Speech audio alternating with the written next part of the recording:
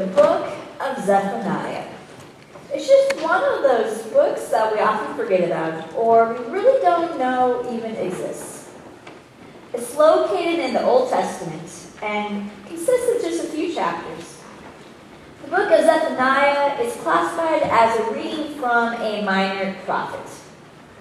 Zephaniah was written before the Babylonian exile, when the Israelites were forced out of their land, their promised land, and into a foreign land to live a life not truly their own. The book of Zephaniah was written during a time when Israel and its people were not doing what they knew they needed to do. They were not obeying God and upholding their end of the covenant that they had made with God. This whole scenario seems like a pretty regular, normal occurrence for humanity and the Israelites in the course of the Old Testament. Our scripture passage today is just a little deceiving. It's filled with wonderful images and words that convey a God who is very much on the side of the Israelites. A God who is ever present and who cares so deeply for God's people that they will not be treated poorly.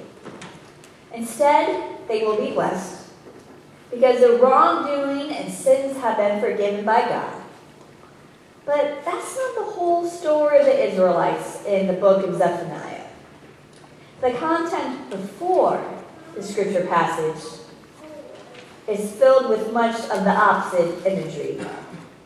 Before our scripture, God, through the prophet Zephaniah, is holding the Israelites accountable for their poor and unholy behavior. The Israelites have not followed God in the ways they ought to have. They have not done what they needed to do and what they knew they needed to do. They forgot that it was God and not themselves who brought them out of slavery in Egypt and into their promised land.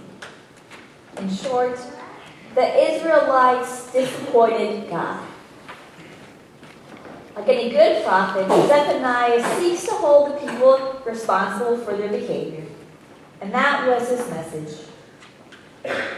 However, at some point, as evidence of our scripture passage, God shows the Israelites ultimate grace, and that God does not punish them. They are not destroyed, and they are not separated from God. As much criticism as there is about an Old Testament God being a harsh and vengeful God, we often forget that there's another part of God in the Old Testament. And it's a God that's filled with grace. I say this because while God might spew or be attributed to spewing not so pleasant things in regards to the Israelites, very rarely do they become a reality. And so is the case with our scripture passage in the book of Zephaniah. The point of a prophet, Zephaniah is no exception, is to speak on behalf of God to a specific people, to warn them that they had better shape up, or else X, Y, and Z will happen. And X, Y, and Z are almost indeed unpleasant things, and circumstances you would want to avoid at all costs. Eventually, the Israelites did shape up and get their act together. They listened to the warnings of God through the voice of the prophets, and they changed. And we can relate to this. We go through phases in our lives, no matter our age or how long we have been a Christian, when we have done things or not done things, said things or not said things that have resulted in us feeling separated from God. But then one way or another, we live a different life after this. If you had to seriously look at where you are in your life now, does your life look more like that of the before, in which your behavior is like the Israelites and that you can follow God more closely, and you're currently not doing or saying those things that you know you need to say or do?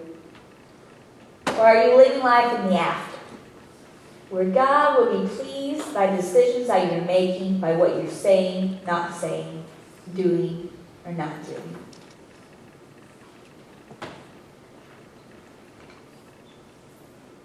Our lives are a constant ebb and flow of good and bad. Wouldn't you agree? And our faith is no exception in this, of the ebb and flow of good and bad. We all have times in our life when we feel so far away from God based on the actions, words, and thoughts we have done or not done. And that's a fact of life and humanity and of faith. All of us have lived in this way, even the greats of faith. David was picked to be the king, so favored by God, and then became an adulterer and a murderer. Judas became one of the closest friends to Jesus, being a part of the 12 disciples, but he would later betray his close friend Jesus.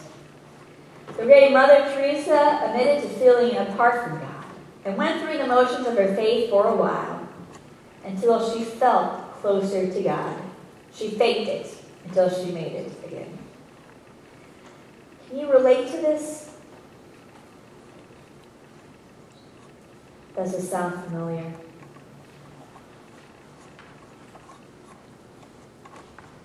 I think if we're being honest with ourselves, we would say yes.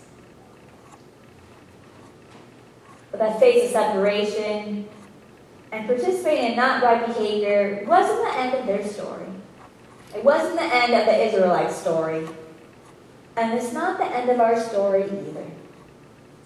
Sometimes when we are in the midst of struggling with our faith, when we are in the process of doing a lot more wrong than right, we forget that there can and usually will be life after.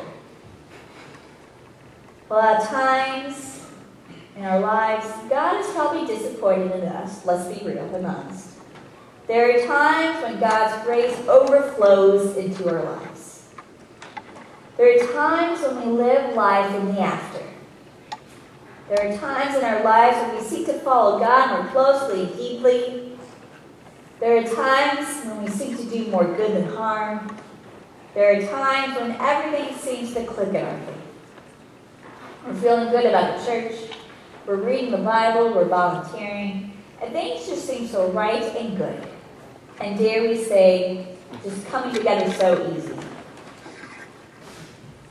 We are not stagnant people. We are not people who stay the same, thank God. We are people who evolve into greater and greater people, greater children of God. We are a people who change. We are people who disappoint God at times. But we are people who also make God very happy, so very happy at times. So I ask, where are you?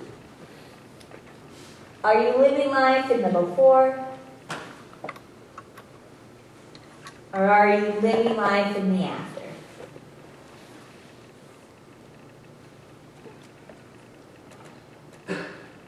And the whole church said,